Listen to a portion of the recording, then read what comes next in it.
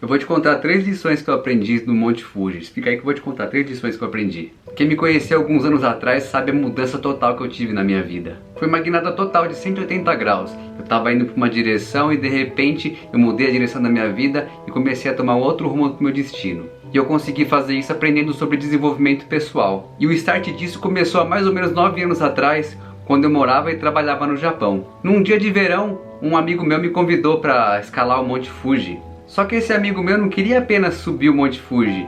O interesse dele era subir o Monte Fuji de bicicleta. E eu achei aquilo o máximo. Eu não sei você, mas eu sempre gostei muito de aventura e desafio.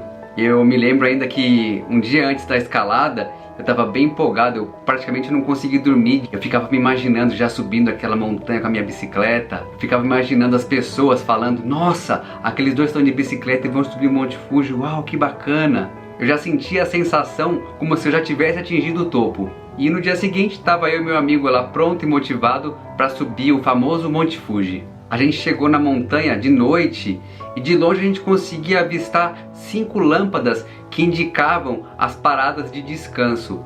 Logo a gente sabia que a gente precisaria passar por 5 estágios antes de chegar no topo da montanha. O nosso objetivo era chegar no topo da montanha quando o sol estivesse nascendo. E eu me lembro na época que a gente tinha em torno de 7 horas mais ou menos para chegar até o topo quando o sol estivesse nascendo. Enfim, a gente começou a subir o Monte Fuji. No começo da trilha estava tudo tranquilo, era só poucas pedras que atrapalhavam o nosso caminho. Mas à medida que a gente ia caminhando, a escuridão ia tomando conta. Era tão escuro que a gente não conseguia enxergar um palmo na frente do nariz. A gente precisava de lanterna para poder enxergar o caminho. E depois de 1 hora caminhando, a gente conseguiu chegar na primeira parada de descanso. Os dois estavam bem empolgados, bem animados. A gente mal parou para descansar. A gente bebeu um pouco d'água, comeu lá uma barrinha de proteína.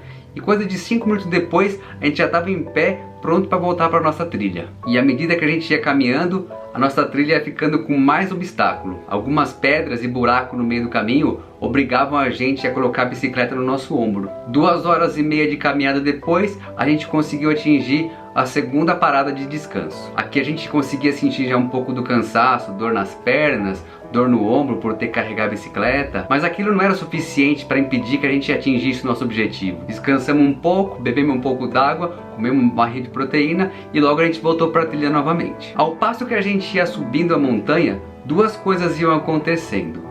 A primeira coisa que acontecia é que a temperatura do ar ia caindo. Quanto mais a gente subia, mais gelado ficava, o vento era forte e ia cortando a pele. A segunda coisa que acontecia é que o ar ia ficando rarefeito. Conforme a gente subia, ficava mais difícil de respirar. Dava uma sensação estranha de que quanto mais a gente subia, a bicicleta ia pesando cada vez mais. Depois de 4 horas de caminhada, a gente conseguiu chegar na terceira parada de descanso. Nessa altura, a gente estava bem cansado, a gente olhava um para o outro, sentindo aquele frio, aquele vento gelado, a dificuldade para respirar, e o cansaço era bem evidente no nosso rosto. Aqui eu comecei a me questionar sobre a possibilidade e as dificuldades para atingir o topo do Monte Fuji. Vinha vários pensamentos na cabeça, como por exemplo, não é tão fácil quanto eu imaginei. Será que a gente vai conseguir? Porque de bicicleta é outra história, não é tão fácil assim. Mas mesmo assim, a gente olhou um para o outro, pegamos as nossas coisas e continuamos na nossa trilha. Um tempinho depois, entre a terceira e a quarta parada de descanso,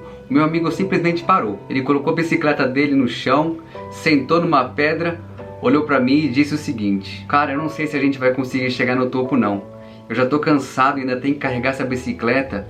Eu não sei se eu vou aguentar. Nessa época eu não tinha a menor ideia sobre desenvolvimento humano e como é que eu poderia ajudar meu amigo a motivar ele a continuar na nossa jornada. E de uma maneira instintiva eu disse pra ele o seguinte: cara, olha pra baixo, a gente já se esforçou tanto pra chegar até aqui. Você acha que vale a pena a gente abandonar tudo que a gente conquistou até aqui? Falta tão pouco pra gente atingir nosso objetivo. E eu percebi que o semblante dele começou a mudar. Ele levantou a cabeça e começou a balançar com um sinal de positivo, concordando com o que eu tava falando com ele. Aí então eu continuei: imagina você chegando no topo da montanha, se sentindo o cara e dizendo pra você mesmo: eu consegui, eu sou capaz. Porque é exatamente isso que você vai sentir quando você chegar lá. Eu lembro que ele me olhou nos olhos e, sem dizer uma palavra, ele se levantou, pegou a bicicleta dele e começou a caminhar com força e determinação, com como se nada tivesse acontecido. Foi uma experiência incrível. Depois de 7 horas caminhando e carregando bicicleta, a gente conseguiu chegar na 4ª parada de descanso. Eu e meu amigo, a gente mal conseguia conversar de tão cansado que a gente estava. Ficamos ali parados, sentados,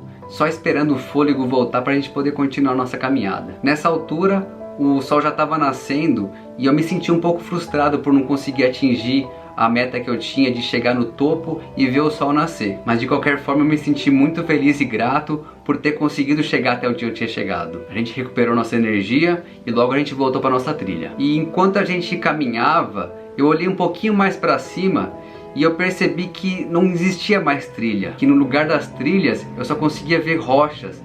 E não era rocha pequenininha não, era rocha de 1 metro, 1,5 metro. Eu vi as pessoas fazendo escadinha um pro outro para conseguir subir essas rochas. Às vezes os pais colocando os filhos nos ombros para poder colocar o filho em cima da rocha. E naquele momento eu pensei por tudo que eu ia precisar passar e de repente o cansaço me bateu de uma vez só. E eu lembro que eu disse pro meu amigo o seguinte: cara, não vai dar pra gente continuar não. Como é que a gente vai fazer para subir com as bicicletas nessas rochas? A gente vai ter que ficar jogando a bicicleta para cima e subindo a rocha. Eu já tô muito cansado, não vou aguentar. Simplesmente meu amigo parou, me olhou nos olhos e disse o seguinte: na hora que eu pensei em desistir, você me ajudou a encontrar forças dentro de mim que eu nem sabia que eu tinha. Você despertou algo dentro de mim, me mostrando que eu era capaz de conseguir. E foi exatamente isso que me trouxe até aqui. Então, se isso funcionou comigo, eu vou fazer a mesma pergunta pra você. Olha pra baixo. A gente já se esforçou tanto pra chegar até aqui. Você acha que vale a pena a gente abandonar tudo que a gente conquistou até agora? Falta tão pouco pra gente atingir nosso objetivo. Imagina você lá no topo,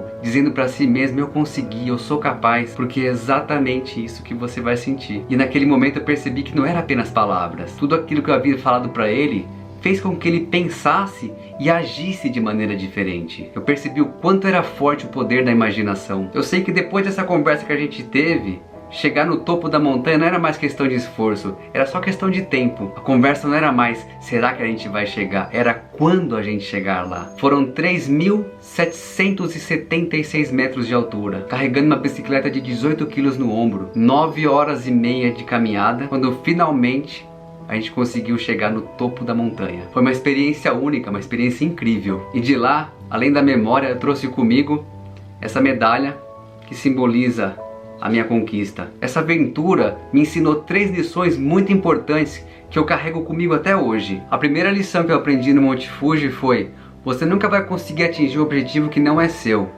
Ah, mas o meu pai quer que eu seja médico, a minha mãe quer que eu me case com fulano, a minha esposa quer que eu trabalhe no emprego mais seguro.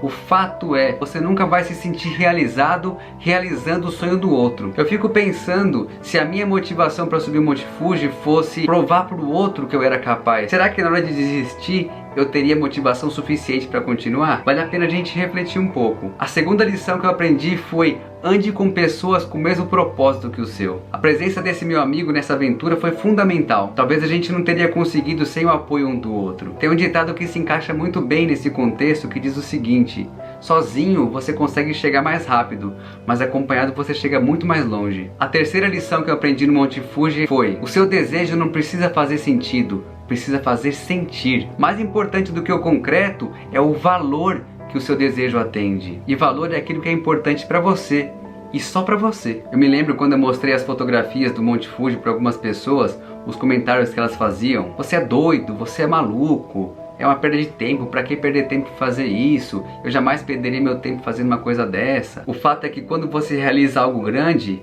incomoda um pouco as pessoas, mas o foco desse vídeo aqui é você. A mensagem mais importante que eu quero transmitir para você é: quando você realiza algo grande na sua vida, você começa a criar um processo que gera evidências de que você não é apenas mais um no meio da multidão. A única diferença de quem realiza e conquista o sucesso são as suas atitudes. E quando você age, você começa a conhecer a sua verdadeira essência. Quem você é de verdade, o que você quer da sua vida, que história você quer contar no fim da sua vida quando você envelhecer, que legado você quer deixar na Terra. A aventura no Monte Fuji para mim criou uma evidência de que eu era capaz de ajudar alguém a conseguir persistir e conquistar o seu objetivo. E aqui eu pergunto para você: você tem sido o autor da sua história? Você tem andado no banco do motorista ou do passageiro na jornada da sua vida? Se você partisse hoje que história você deixaria? Porque no fim da vida, o que sobra para as pessoas que a gente ama são as escolhas, as atitudes e as decisões que nós tomamos durante a nossa vida. Por isso,